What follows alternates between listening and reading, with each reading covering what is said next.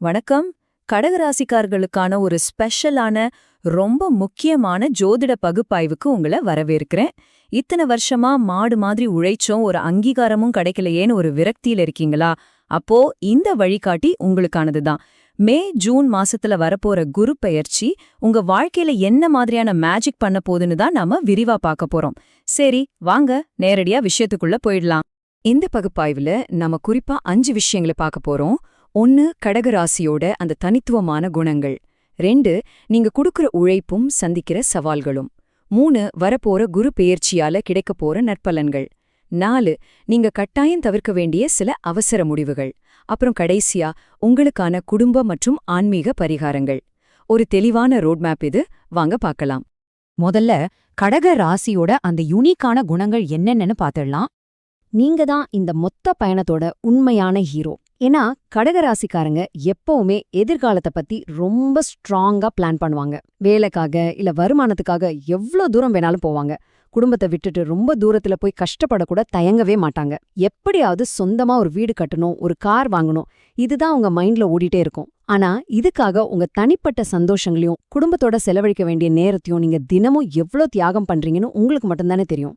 சரி, இவ்ளோ கஷ்டப்படுற நீங்க உண்மையில வேலை செய்யற இடத்துல என்ன மாதிரியான சவால்களை சந்திக்கிறீங்க? இங்கதான் ஒரு கசப்பான உண்மை இருக்கு. நீங்க நேரம் காலம் பார்க்காம உழைக்கிறீங்க, மத்தவங்க செய்ய தயங்குற வேலைகளை கூட இழுத்து போட்டு செய்வீங்க. ஆனா அங்க என்ன நடக்குது? உங்களோட அந்த உழைப்ப மத்தவங்க ரொம்ப அழகா அவங்களுக்கு சாதகமா பயன்படுத்திக்கிறாங்க. நீங்க வேலை பார்க்குற கம்பெனி பெரிய லெவல்ல வளர்ந்துருக்கும். உங்க உழைப்ப வச்சு உங்களை சுத்தி இருக்கிறவங்கலாம் அடுத்தடுத்த பொசிஷனுக்கு போயிருப்பாங்க. ஆனா நீங்க உங்களுக்கு கிடைக்க வேண்டிய அந்த ப்ரொமோஷனோ அங்கீகாரமோ கிடைக்காம அதே இடத்துலயே தேங்கி நிற்பீங்க. இத நிறைய கடகராசிக்காரங்க ஆமான்னு ஒத்துப்பாங்க இல்லையா?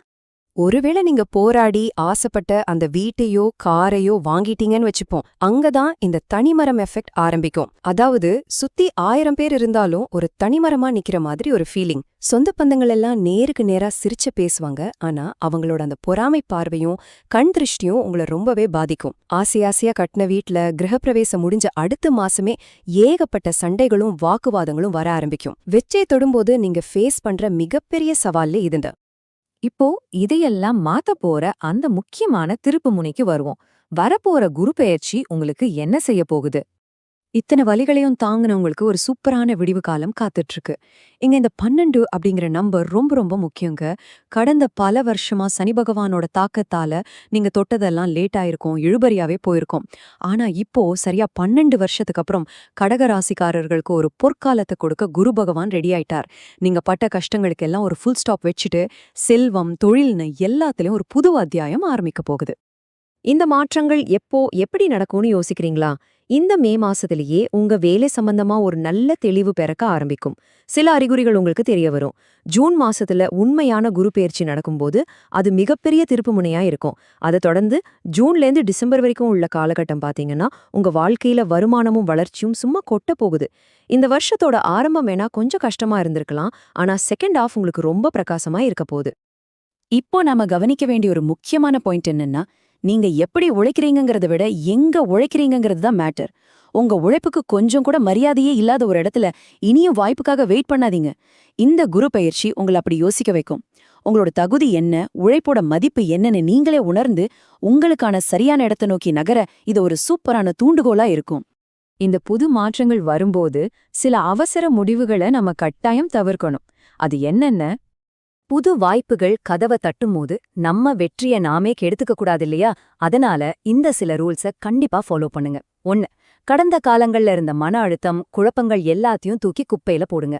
2. வேலைய மாத்துறது சம்பந்தமா எந்த ஒரு அவசர முடிவும் எடுக்கக்கூடாது, கொஞ்சம் நிதானமா யோசிங்க. 3. ஃபைனான்ஸ் விஷயத்துல தயவு செஞ்சு அகலக்கால் வைக்காதீங்க, சக்திக்கு மீறி இன்வெஸ்ட் பண்ண வேண்டாம். 4. முன்னாடி ஒன்னு பின்னாடி ஒன்னுன்னு பேசுற அந்த இரட்டை முகம் கொண்ட சொந்தக்காரங்க கிட்ட இருந்து ரொம்ப தள்ளியே இருங்க. பழைய கசப்புகள்ல மனசுல வச்சுட்டு புது முடிவுகள் எடுத்தா அது கண்டிப்பா தப்பாதான் போய் முடியும். சரி, இதையெல்லாம் தாண்டி நமக்கு கிடைக்க போற இந்த நற்பலன்களை எப்படி பாதுகாக்கிறது? அதுக்கான குடும்ப மற்றும் ஆன்மீக பரிகாரங்களை பாத்திரலாம். நம்ம பகுப்பாய்வோட கடைசி கட்டத்துக்கு வந்துட்டோம். தொழில்ல உடனடி முன்னேற்றம் கிடைக்க திருச்செந்தூர் முருகன் வழிபாட்டை இன்னும் ஆழமாக்குங்க.